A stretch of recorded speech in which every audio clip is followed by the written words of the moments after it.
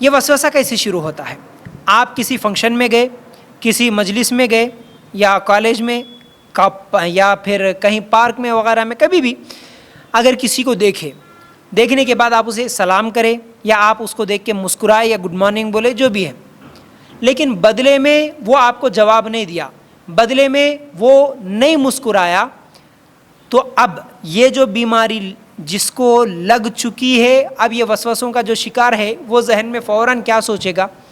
اچھا، میں مسکرایا لیکن یہ نہیں مسکرایا، میں سلام کیا لیکن یہ مجھے جواب نہیں دیا، اس کا مطلب شاید وہ مجھے پسند نہیں کرتا اس لیے نہیں مسکرایا، شاید وہ مجھ سے بات نہیں کرنا چاہتا اس لیے وہ جواب نہیں دیا، تو اس کا مطلب وہ مجھے پسند نہیں کرتا۔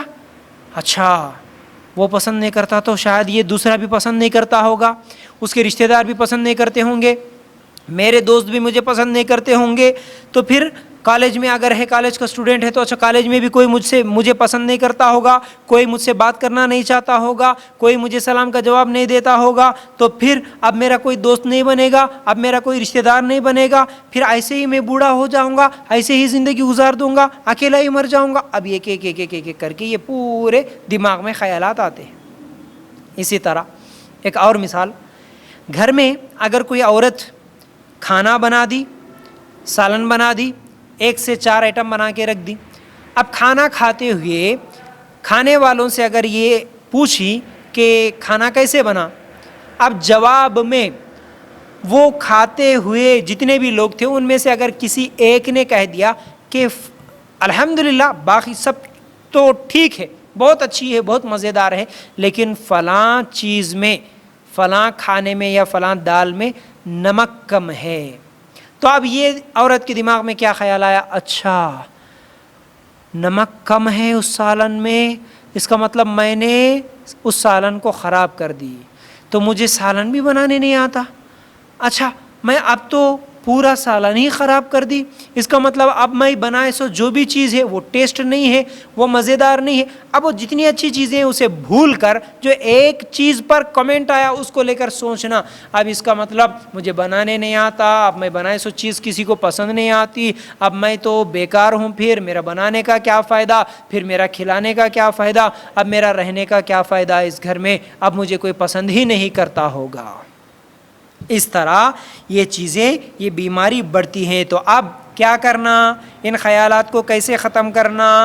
ٹھیک ہے، پہلے وجہ کیا ہے پہچانا۔ جب کبھی بھی آپ کو کسی بھی قسم کا وسوسہ آیا تو آپ پہلے کیا کیجئے، تھوڑا اکیلے میں بیٹھیے، صرف موٹیویشن بولتے اسے، اپنے آپ کو موٹیویٹ کرنا ہے۔ کیسے؟ اپنے آپ سے سوال کرنا، کیا پہلے وجہ کیا ہے یہ پہچانو۔ جب بھی سیڈ فیل کر رہے ہیں، جب بھی برا خیال آیا، سمجھ رہے، آپ پہلے سوچو کہ اس وقت سے پہلے کیا ہوا تھا، یعنی اب میرا دل اداس ہے، بولتے ہیں نا اداس ہے، بھائی کیا ہوا، پتہ نہیں کچھ تو بھی ہوا، تو اب وہ ہوا کیا، اکیلے میں بیٹھو، سوچو اس سے پہلے کیا ہوا تھا، تھوڑا پیچھے جا کے دیکھنا ہے، میرے دماغ میں کیا خیال آیا، کیا سچویشن تھا، اب آپ کو یاد آیا، آپ پوچھنا ہے، دماغ سے پوچھنا ہے کہ یہ جو برا خیال آیا یہ کیا تھا، کیوں آیا۔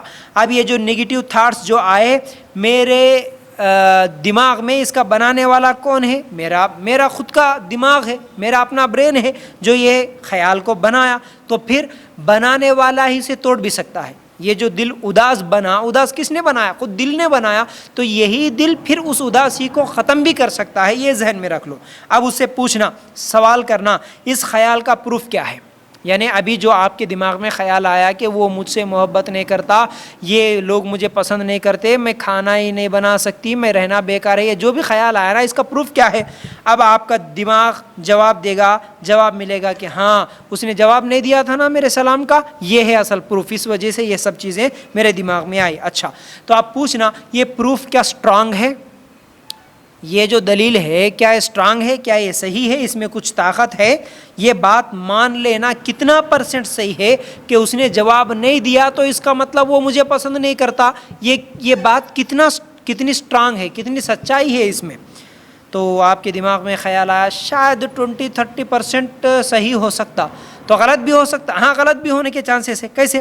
کیا کچھ اور مطلب بھی اس کا ہو سکتا ہے؟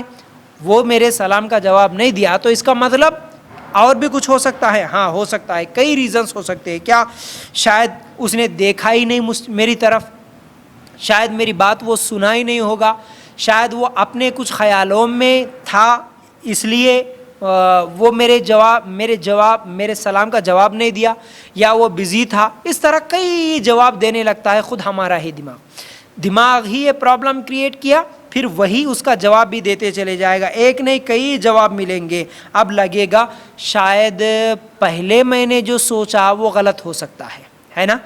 ہاں مجھے وہ پسند نہیں کرتا, یہ جو خیال آیا تھا پہلے یہ غلط ہو سکتا, یہ صحیح نہیں تھا, یہ سوچ. اب ایک اور سوچنا, یہ سوچ جو میرے پاس پہلے آئی, یہ سوچ کا اثر میرے اوپر کیا کیا ہوتا, کیا کیا اثر کرے گا.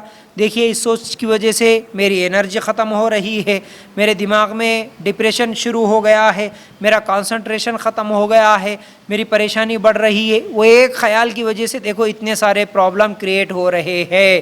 پھر ان تمام چیزوں کو سوچنا. اس کے بعد میں اب میرے دماغ میں باقی لاجیکل جو جواب آتے تو میرے دل میں کیا فیل ہوتا, یعنی جو پہلے جواب ملا اس کے علاوہ یہ جو دوسرے جواب اگر آتے, ارے شاید انہیں نہیں دیکھا ہوں گا بھائی, شاید وہ کسی اور خیال میں گم تھا اس لیے شاید میرا جواب نہیں دیا. اگر یہ جواب پہلے ہی مجھے آتا میرے دماغ میں تو کیا ہوتا, کیا ریاکٹ کرتا میرا دماغ؟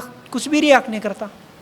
ہاں بھائی میں سلام کیا, میرے سلام پر اس نے جواب نہیں دیا تو شاید وہ کسی اور خیال میں ہوں گا, چھوڑو, کچھ بھی ریاکشن نہیں ہے یہاں پر, پھر اس کو لے کے سوچ ہی نہیں ہے. لیکن جب یہ خیال آیا کہ انہیں مجھے دیکھ کے بھی جواب نہیں دیا, خاص طور سے ساس بہو, ننند بھابھی یا اس طرح جو بھی ہے, یہ لوگوں مجھے دیکھ کے بھی جواب نہیں دیے, میرا سلام سن کے بھی جواب نہیں دیے. اب ان کو فخر آ گیا, اب اس کو بڑاپن آ گیا, اب یہ گھمنڈی بن گئی ہے. اچھا اتنا زیادہ یہ ہو گیا, اس کے امی ابا یہ سکھا کے گئے, اب یہ پوری چیزیں وہاں پر شروع ہو جاتے ہیں.